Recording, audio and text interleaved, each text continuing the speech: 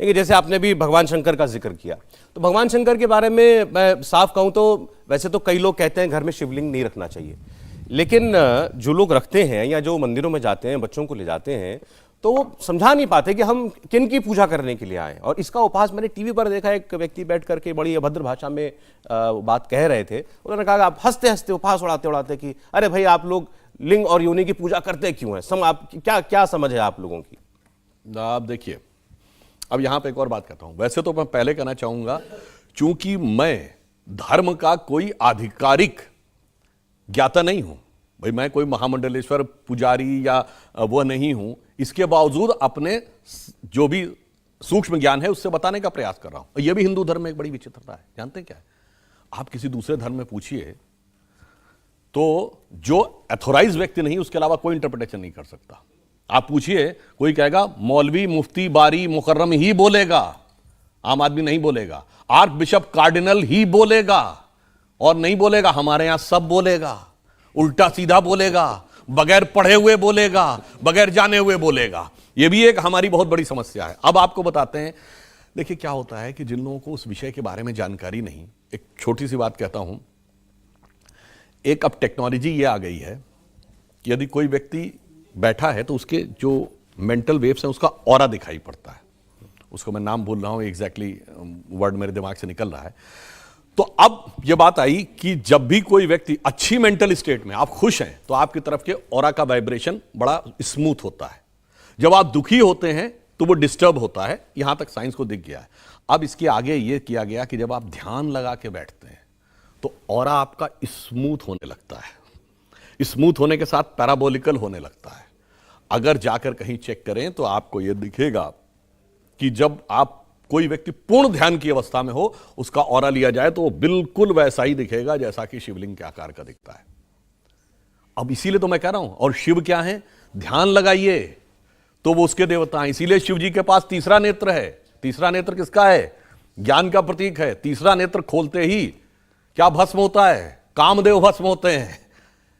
कामदेव किसके प्रतीक हैं? वासना के प्रतीक हैं। इसीलिए हमारे यहां पुरुषों में तिलक और स्त्रियों में बिंदी लगाने की प्रतीक थी, क्योंकि सारा अनुसंधान तीसरे नेत्र पर है। और तीसरा नेत्र कब खुलता है? जब ये आंख बंद करके आप ध्यान में जाते हैं। इसलिए मैं कह रहा हूं कि उन चीजों के बारे में जिसको नहीं पता, ये जानते कुछ कुछ ऐसी बात है।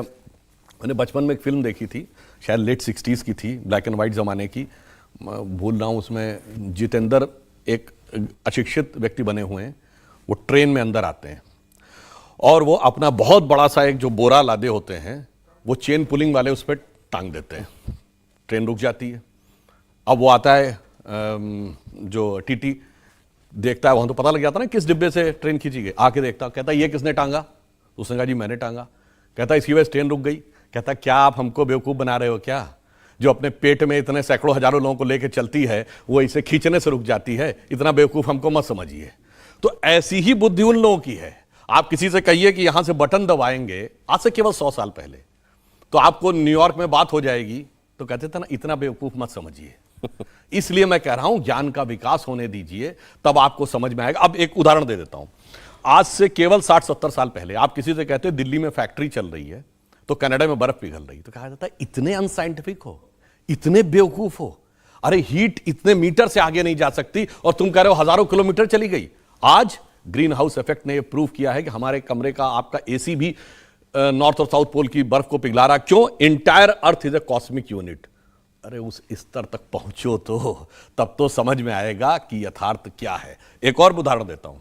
ये जमीन के ऊपर लाइन है, ये क्या है? स्ट्रेट लाइन है ना? क्या ये स्ट्रेट लाइन है? बताइए। नहीं, ये स्ट्रेट लाइन है नहीं, ये अर्थ के रेडियस के सर्किल का आर्क है। यानी पृथ्वी की जितनी त्रिज्या है उस वृत्त का ये एक आर्क है। बड़े आपको कब समझ में आएगा? जब कई हजार किलोमीटर ऊपर आप जाएंगे तो आपको दिखेगा धरती गोल है और ये स्ट्रेट लाइन उस गोल आर्क का हिस्सा है। यहां बैठ के आप कहेंगे कितने बेवकूफ हो, तुम्हें दिख रहा है कि लाइन है, इसके बावजूद तुम्हें समझ में नहीं आ रहा है। जैसे दिखता है कि सूरज पृथ्वी के चारों ओर घूमता है। घूमता है क्या?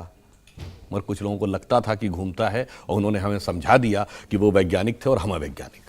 अच्छा ये बताइए, ये सारी बातें जो इसका मतलब है हमारे देवी देवताओं में या भगवानों में, ये प्रतीकों के तौर पर दी गई हैं हमें समझाने के लिए। अब भगवान शिव की आपने बात बताई, आपने बिंदी तिलक का उपयोग बताया कि ये हमारे थर्ड आई तक चेतना को लाने के लिए है। तो बाकी जो हमें उसमें प्रतीक दिखाई देते हैं, जटाएं हैं, एक चंद्रमा है, गंगा जी बह रही हैं, एक सांप है गर्दन गले में। बिल्कुल सही बात है, वो सांप भी है, वो काल भी है, वो गले में भी। वो क्या होगा कि अगर हम इस ढंग से जाएंगे तो एक एक चीज के ऊपर इतनी लंबी व्याख्या हो जाएगी कि आपका पूरा प्रोग्राम जो है एक ही बिंदु के ऊपर समाप्त हो जाएगा। मगर मैं एक और कहना चाहता हूं, ऐसा नहीं ये प्रतीक है, ये वास्तविकता में चेतना में घटित होता है। ये भगवान वास्तविकता में हुए और उन्होंने घटित किया। जैसे आप अभी टेस्ट कराते थे कोरोना के समय, ब्लड टेस्ट, तो रिपोर्ट जाके देखते थे तो उस पर कुछ बना होता था ना, सिंबल, नंबर लिखा होता था। तो कोई कहे नंबर तो प्रतीक है जो बता रहा है कि आपके शरीर में क्या। नहीं, प्रतीक नहीं है, आपके शरीर में वास्तविकता में क्या घटित हो रहा है ये नंबर उसको रिप्रेजेंट कर रहा है। तो इसका अर्थ ये नहीं कि नंबर सिर्फ एक नंबर है, ये वास्तविकता में आपके अंदर जो कुछ घटित हुआ है उसका रिप्रेजेंटेशन है।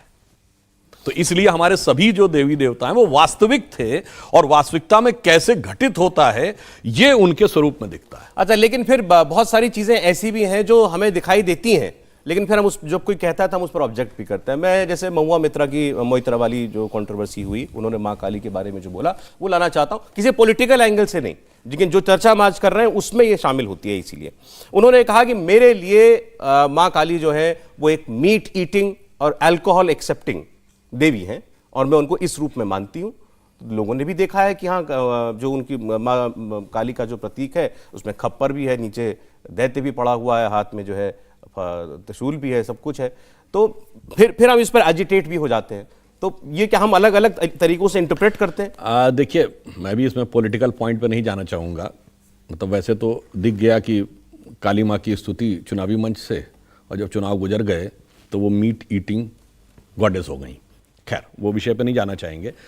मैं सिर्फ ये कहना चाहूँगा, यहीं तो मैंने बात कही थी कि जिसने उस विषय के बारे में कितनी जानकारी ली है, जिसको जानकारी यदि नहीं है उसके बावजूद आदमी अपना इंटरप्रिटेशन दे, तो वह अपने आप में बहुत हास्यास्पद नजर आ जाता है। जैसे मैंने अभी बताया ना कि 3 - 4 इज इक्वल टू, बिल्कुल गलत है साहब, मगर इसके बावजूद तो कलाम साहब से पूछिए गलत है कि नहीं। अब ये बताइए, आसमान आप देखते हैं तो नीला है, नीला है क्या? ये दिखता है नीला। उसी प्रकार से इस ढंग के अपशब्दों का प्रयोग करना बहुत गलत है कि आपको उसको शराब, मीट और इस प्रकार की चीजों से कनेक्ट करें। मैं कहना चाहता हूं फंडामेंटल्स में जाएं और बगैर ज्ञान के मत बोलें। जैसे अगर वो खुद मेंबर ऑफ पार्लियामेंट हैं तो पार्लियामेंट की स्टैंडिंग कमेटी में है, पार्लियामेंट का एक एक्ट है, कोई कहे जी एक्ट का, ये तो वही एक्ट है, ये कागज में लिखा हुआ है, पहली क्लास की किताब में जो काका काका लिखा वही काका काका में लिखा है, या वही ABCD इसमें लिखी। सही बात है, ABCD इसी में लिखी है वही, बट इस ABCD के कॉम्बिनेशन का कितना गहरा प्रभाव देश के भविष्य में पड़ने जा रहा है यह समझिए। इसलिए बगैर उस चीज को समझे हुए टिप्पणी करने का, दुर्भाग्य से जो मैंने कहा, हर व्यक्ति बोलता है, उल्टा सीधा बोलता है, जो मन में आए वो बोलता है, अभिव्यक्ति की स्वतंत्रता के नाम पे बोलता है और एक तरफा बोलता है। यह समस्या है। इंडिया टीवी हर वक्त हर जगह डाउनलोड करने के लिए सर्च करें India TV news Google play store या ऐप स्टोर पर।